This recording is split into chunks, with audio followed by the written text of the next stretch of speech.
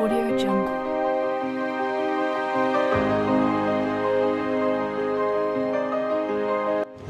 Assalamualaikum warahmatullahi wabarakatuh. Salam pesona Indonesia, wonderful Indonesia.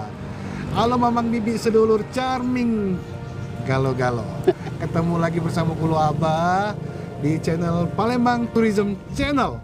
Yang belum subscribe, awas yang belum subscribe, like, dan share sebanyak-banyaknya. Itu merupakan dukungan kami dalam membangun channel ini dan membangun kepariwisataan kota Palembang. Sedulur charming, sesuai dengan beberapa tema kita yang lalu, untuk mengangkat lebih detail tentang yang namanya lawang borotan. Lawang sudah sangat familiar ya, yang sudah bermakna pintu. Di Semarang, Jawa Tengah ada yang namanya lawang sewu atau 1000 pintu. Di Palembang pun ada lawang atau pintu yang tidak kalah bersejarah, yang namanya lawang borotan. Seperti apa makna lawang borotan, kayak apa, sejarah apa yang tersimpan di situ, kita obrolin lebih dalam lagi. Sudah dikawani bersama Mang Latif. Ya. Nah, ini kita di Palembang Tourism Channel, Pak. Yes. Seberapa penting lawang borotan ini, Mang? Langsung Pak, ikutin Mbak. Oke. Selamat. Ini sudah siang ya. Ya. Selamat siang. Assalamualaikum warahmatullahi wabarakatuh. Kita ini dari Himpunan Pramuwisata Indonesia, Oh, ya, kita kenal HPI dulu. ya.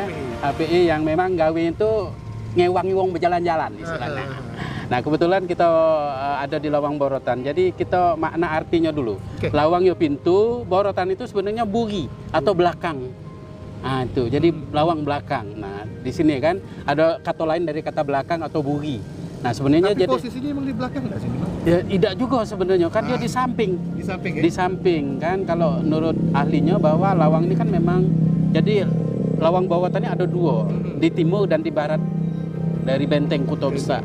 Nah, pembangunannya memang menyatu dengan pembangunan dari benteng Kuto Besak itu dewek, yaitu sekitar 1780. 180, jadi sudah berapa ratus tahun kan sebenarnya usia ini. Jadi makan pembangunan itu memakan waktu sekitar 10 tahun lebih kurang. 10 tahun, ya, 1790 kelar. Nah, pembangunan ini kan memang ini betul-betul kearifan lokal ya.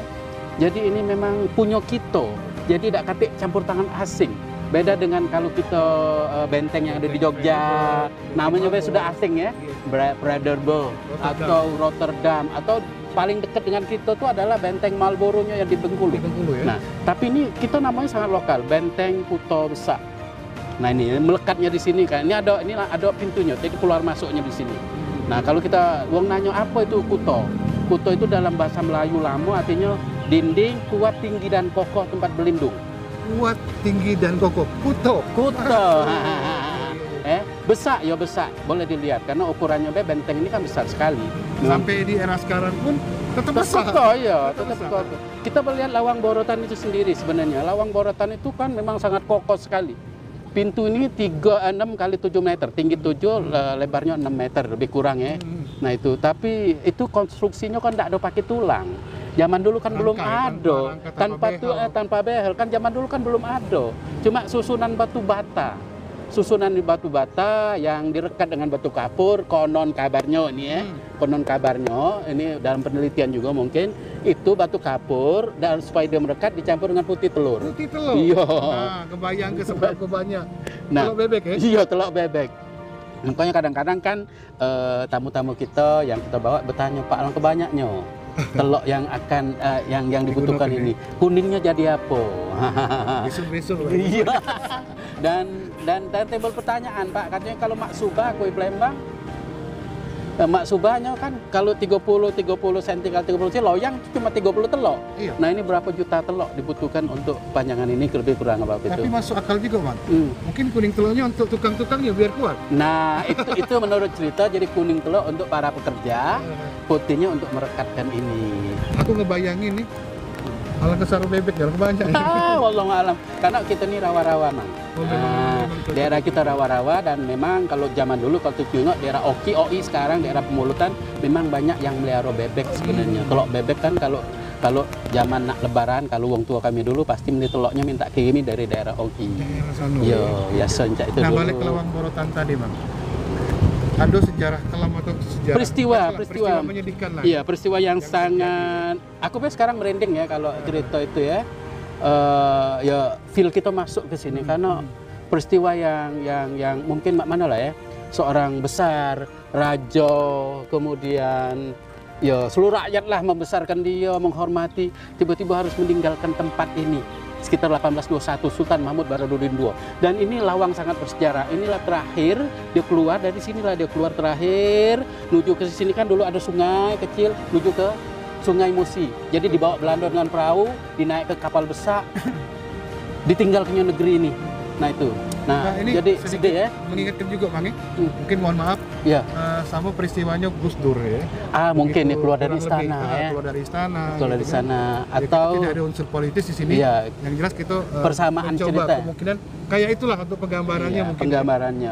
Kayak gitulah. Lebih karena memang tidak ada alat rekam. Iya, enggak tahu ya. Tapi digambar ke katanya. Ya ada, jadi penggambarannya begitu. Mungkin ini peristiwa yang sangat besar dan ini kan peristiwa politik yang sangat besar, namanya penaklukan suatu negeri ya oleh negeri lain, kolonial pada waktu itu. Jadi kan jelas pasti zaman sekarang kan dalam perang kan ada wartawan kan, wartawan perang. Nah dulu kan memang di situ dibawalah mungkin beberapa orang wartawan, tapi bukan dengan kamera yang sekarang ini kita punya. Tapi dia menggambarkan, jadi ada tukang lukis, ada yang nyatet. Nah digambarkanlah di situ peristiwa itu. Boleh dijengok di Museum Sultan Mahmud Badarudin II gambarannya itu. Mudah-mudahan bisa kita tampilkan yang, di sini juga. Iya, kaget. Di itu sebenarnya dari lukisan yang dicetak di koran, suatu koran di Belanda pada tahun itu, karena mereka kan sudah tidak buta huruf ya, dan dicetak kemudian jadi headline news lah di sana berita itu, dan itu rupanya tersimpan di museum dan kita minta gambarnya kemudian dilukis kembali oleh para seniman kita yang persis hampir sama lah dengan kejadian tersebut lah. Ya. Jadi itu bukan rekayasa. Bukan rekayasa. Kejadian kira-kira zaman dahulu diperbesar deh lah. Dari bangunan sudah, sejarah sudah. Dari sisi kepariwisataan. Dari kita sisi Palembang Tourism Channel nih kan. Iya. Nah, menurut Mang Latif ya, selaku guiding gitu, kira-kira ini cukup menjual, Pak. Potensi. Sangat potensi. Potensi dari segi sejarah. Artinya kita punya pasaran ngomong sejarah. Tapi yang suka sejarah itu memang sangat banyak sebenarnya. Mereka pengen tahu, pengen explore. Nah kalau aku lihat, aku biasa sering namanya heritage ini Mang. Cuma karena ini belum tereksplor dan juga belum banyak tahu dulu. Cuma paling Benteng Kota Besar yang di depan base Kana Pasar 16. Nah ini kan kita bisa, artinya kalau aku tadi sudah ngomong sama Pak Ari kita bisa berapa titik untuk diceritakan di sini. Lebih kurang mungkin walking tournya memakan durasi waktu 3 jam. Nah 3 jam dari mulai di depan. Masuk dari Jalan Merdeka kita bisa jengok. Heritage-nya adalah di samping benteng, kinyok di seberangnya adalah kantor wali kota yang dulu disebut dengan Wong Palembang, kantor ledeng. Baru masuk ke sini ke Lawang Bowotan, mungkin ke depan, kita cerita bagian depan, sungai, kemudian bisa ke kanan ke kiri, bisa ke situ kan ada heritage juga kan, gudang-gudang lama. Dan kemudian terakhirnya kita bisa ke Pasar 16. Sejarah itu, Pasar 16 itu belanja. Itu. Karena kalau kita ngomong sejarah, Bang, sesuai dengan maknanya. Iya. Sejarah sebaiknya jangan diarah-arahkan. Iya betul, jangan direkayasa. Sejarah itu fakta loh. Makanya kita sebagai orang muda lah, aku tidak muda lagi sebenarnya. Pernah muda tapi. Pernah muda. Dan kita harus tahu, tanpa ada sejarah kita tidak ada. Artinya karena sejarah lah kita tahu. Dan belajar. Bukan berarti kita menang sesuatu yang sedih, yang lama, bukan. Tapi untuk pelajaran di masa datang. Betul. Kita tahu mak mana nenek. Nah seperti ini kan mak mana nenek moyang kita dulu berjuang kan. Bisa bangun-bangun sekoko ini tanpa sekoko ini coba. Tanpa rangka coba lah di tepi sungai. Daerah ini rawa-rawa, banyak tanahnya Jong Palembang tuh kan. Banyak bonyok lagi. Nah, itu tapi tidak belum sampai sekarang. Rumah kita di Perumnas, Pak. Baru berapa tahun sudah pecah kan loh lantainya. Karena turun kan. Inilah kita belajar dari teknologi. Oke, mudah-mudahan juga untuk saudara Charming juga yang belum kesini Mangi. Jatuhi. Apalagi Wong Palembang. Jatuhi. Pak yuk kesini begambar. Begambar, jatuhi begambar kesini. Kita abadikan untuk anak cucu kita. Kalau begambar pasang aksi Bang. Iya.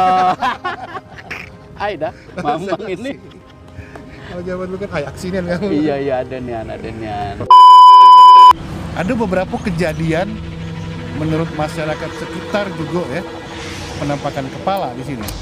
Kalau kepala benar. Itu kepala di atas. Di atas ya. Di atas. Oke, lagi Itu kita tuh. auranya yang terlalu kuat. Terlalu kuat. Aura dalam artian negatif, positif kah? Terlalu dingin sampai bikin tangan tuh.